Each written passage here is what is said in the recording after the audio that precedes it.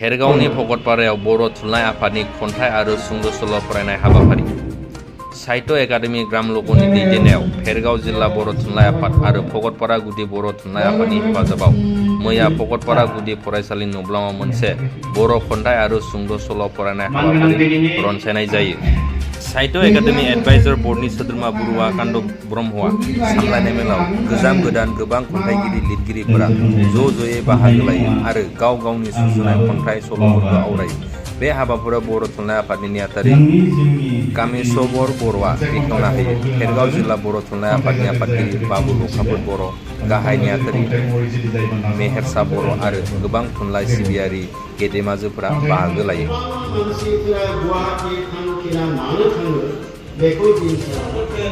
बै अम्बासि बै दिखानि सल'मा नोंनो बुंलाय बैफोर सावथुननि ना गोथां फैसालिनि सुपारहिट ट्रेलारमोन। जिल्ला बर' थुनलाइ आफादनि साहित्य एकाडेमि ग्रामोन्मुलक हाबाफारियाव बाहागो लाफैनायनि जोंनि रादाबगिरि नोंथांमोनखौ आं जिल्लानि जानानै साबायखर जासिग्रोबाय।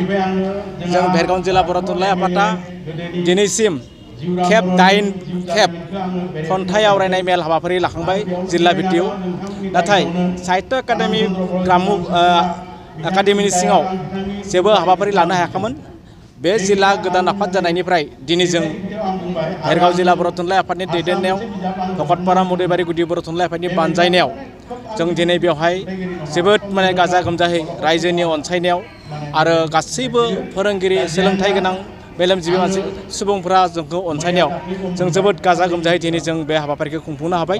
बेनि थाखाय आरो लोगोसे जों साबायखर होदों साहित्य एकाडेमि बर्डनि सोद्रोमा बिथां बरुवा कान्त ब्रह्म सारखौ। बिथाङा 2024 मायथाइनिफ्रायनो जोंनि बेयाव मोनसे हाबाफारि खुंनो थाखाय रायलायनाय लेखायै जों खुंफुंनो हाबाय आरो बेनि गेजेरजों जों आसा खालामदों भेरगाव जिल्ला बर' थुनलाइ आफादा जोंनि ओनसोलाव गोबां खन्थाइ लिरगिरि सुंद' सल' लिरगिरि जाखांफुनाय गागि लिरगिरि आरो गोदान लिरगिरिफोर उथिखांबोदों।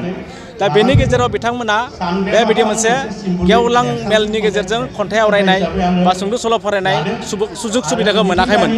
दा जोंनि भेरगाव जिल्ला बर' थुनलाइ आफादा बोसोरफ्रोमबो खन्थाइ आवरायनाय मेल सुंद' सल' फरायनाय मेलनि गेजेरजों बिथांमोना गावनो लिरनाय खन्थाइ सुंद' सल' रायथाइ बायदि बायदि बिथिङाव जोबोद जौगाखांबोनायखौ जों नुनो मोन्दों।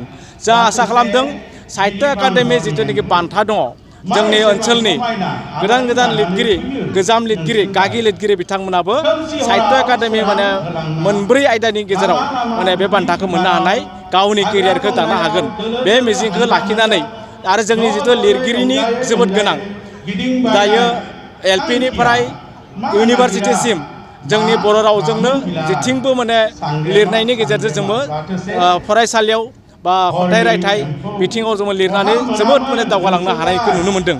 दा बेनि गेजेराव बेखौनो जों मिजिंथिनानै आरोबाव क्लासिकेल रावसिम जों खन्थाइ लिरनाय सुंद' सल' लिरनाय आरो बेबायदि मेलनि गेजेरजों फरायनाय बे बिथिंदि जोङो जोबोद गोजौ थाखोसिम क्लासिक बा स्टेटाससिम लिरनाय फरायनाय रावखौ लांनो हागोननि मिजिंथिखौ लानानैनो जों बे हाबाफारिखौ खुंबाय थादों।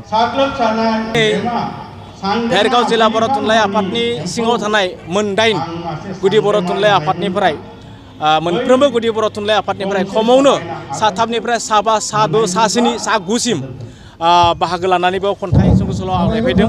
बेनि मादाव जोंनि भगतपारा ओनसोलनिफ्राय बांसिन खमावनो आरो बेयाव बाहागो लाफैनाय रायजो राजाया 300निबो बांसिन सोद्रोमाफ्रा बेयाव बाहागो लाफैदों आरो बेनि मादाव ओनसोलनि गागि लिरगिरि थुनलाइगिरि बर' थुनलाइ आफादनि हाबा मावलांनाय बिथांमोनाबो बेयाव बाहागो लाफैदों। बिदियै दिनैनि बे खन्थाइ आवरायनाय सुंद' सल' फरायनाय हाबाफारिया जाफुंगासिनो दं आरोखि।